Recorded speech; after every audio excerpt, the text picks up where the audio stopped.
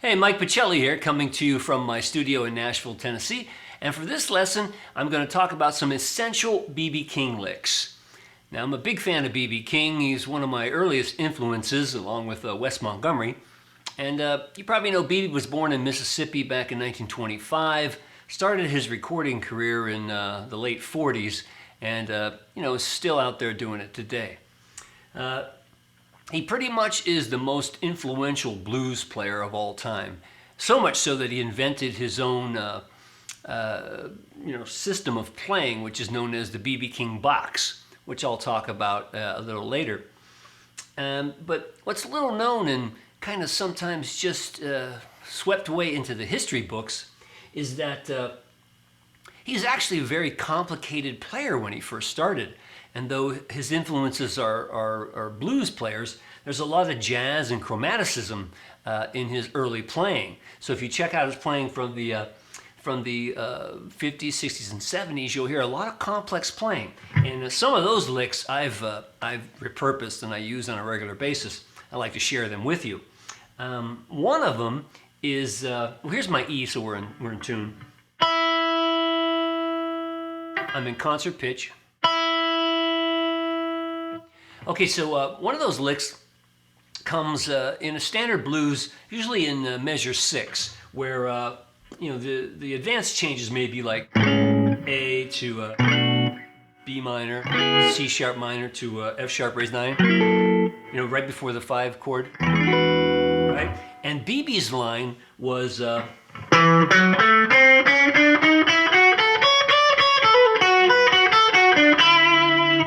that great? I'll play it slow.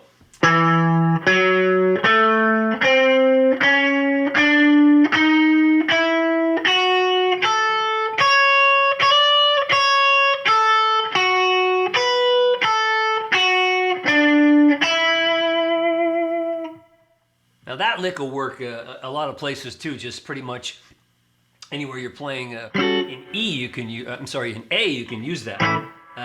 And I like to use it all the time. I like the way it incorporates the 6 sound, and chromatic.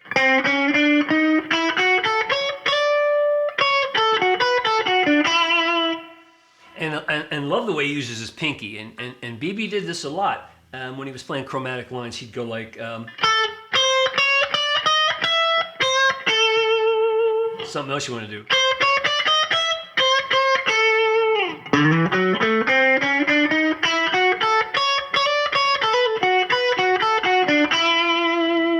Wonderful line that one is. Another one of my favorite is just basically over an A chord. He'll play a line, this line actually.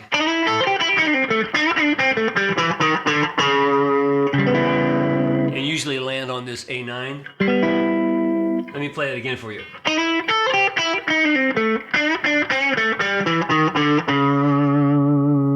And here's a close-up of that.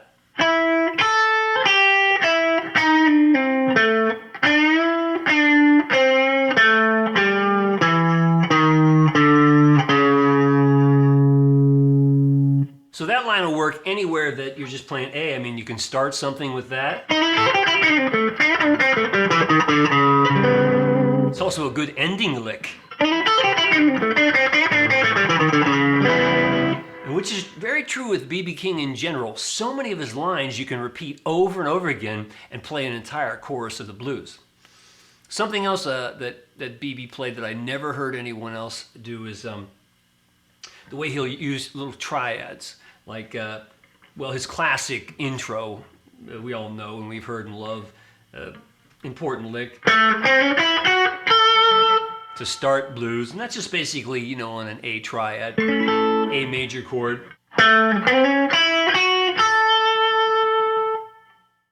Root, 3rd, 5th, root. But the other one was, he'll play like, thinking of that A triad and a D triad, and play lines like, isn't that B.B. King? Just going up an A triad, starting on a 3rd really.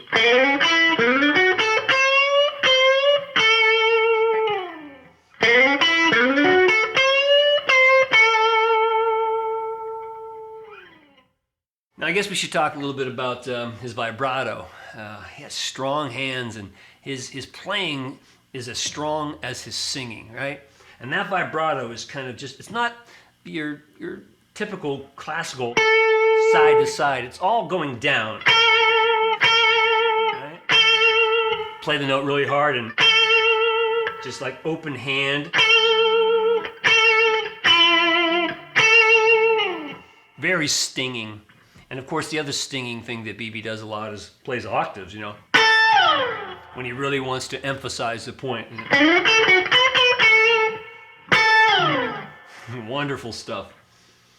So I guess I should get into the box now. He's very well known for the box. And what is the box? The box is basically 6 notes of the major pentatonic scale. And they are... So in A, on the 3rd string, you'd go 9, 11, and then 2nd, 10, 12, 1st, 10, 12. Those notes make up so much of his playing. It's just the way he bends it, the way he feels, and a lot of little trills. Very B.B. King. Almost as an aside.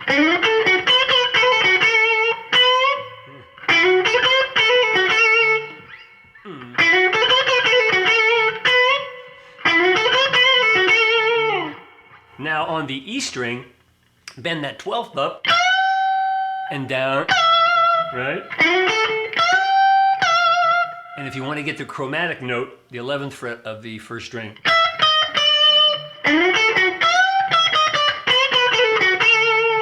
So an essential lick would be just taking the 12th fret of the 2nd string, bend it up and bend it down to the 10th. Or with a trill. You can repeat that for a whole chorus, right?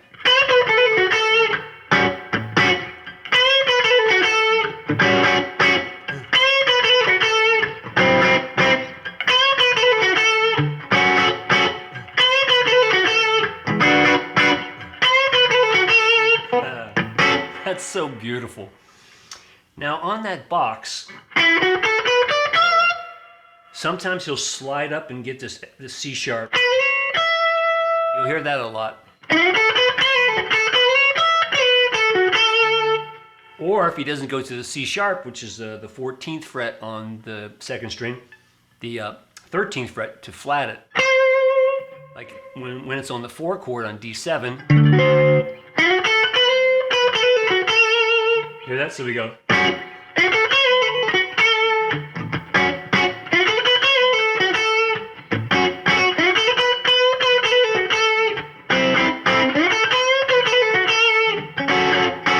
See, so he's bending up either to the C sharp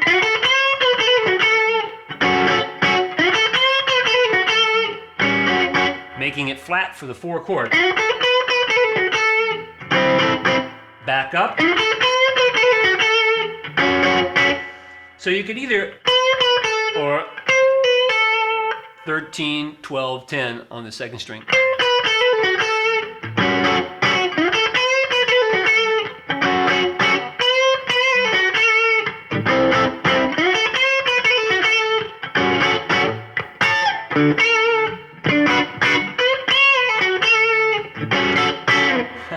Now another thing I really love that I saw B.B. King do first was a little turnaround.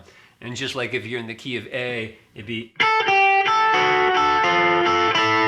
That's just the 5th fret of the 1st string, and then on the 2nd string you go 8, 7, 6, 5. Very B.B. King, right?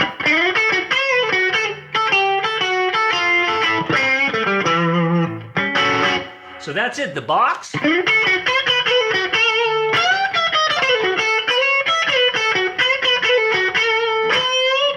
Okay, now I'll have a little fun and play with the track, instrumental track off of my record, Meeting Point, and play a little B.B. King blues and use everything I just talked about.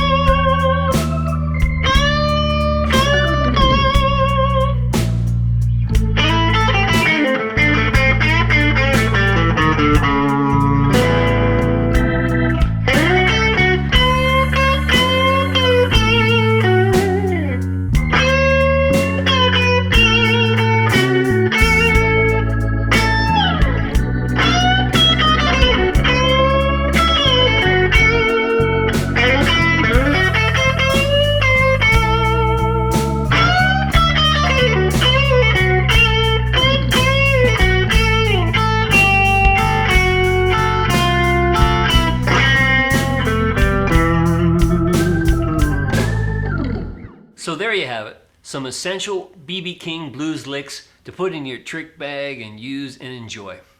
I suggest you get a hold of some of his recordings, try to use the information I've shown you and emulate his style, and most importantly, have fun while doing it. Hey, I'm Mike Pachelli, and if you'd like to drop me a line, you can do so at mikepachelli.com. It's always cool to hear from you, and I'll answer every email. So until next time, I'm Mike Pachelli, and thanks for hanging out with me.